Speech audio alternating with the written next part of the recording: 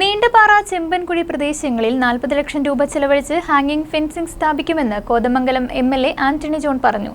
ഏറ്റവും ആധുനിക രീതിയിലുള്ള ഫെൻസിംഗ് ആണ് സ്ഥാപിക്കുവാൻ തീരുമാനിച്ചിട്ടുള്ളത്.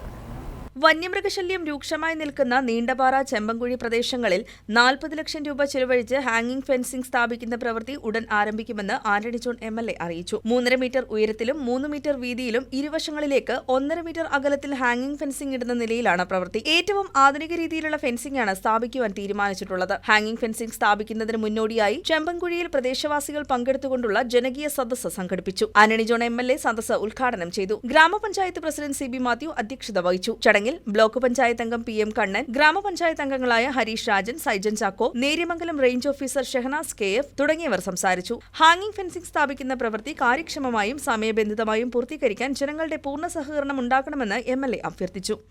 നമ്മൾ അങ്ങോട്ടും കുറ്റപ്പെടുത്തി പോകേണ്ട ഒരു സാഹചര്യമല്ല ഇപ്പോൾ യഥാർത്ഥത്തിൽ.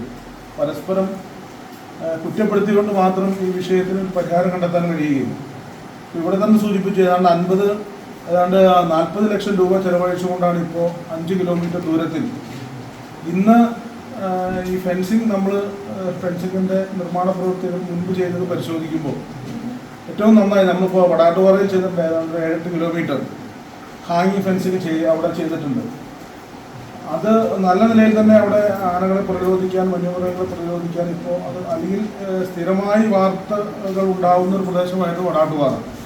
അപ്പോൾ അവിടെ ഹാങ്ങിങ് ഫെൻസിംഗ് സ്ഥാപിച്ചതിനെ തുടർന്ന് വലിയ കുഴപ്പമില്ലാത്ത നിലയിൽ കാര്യങ്ങൾ പോകുന്നുണ്ട്. News desk KCV news.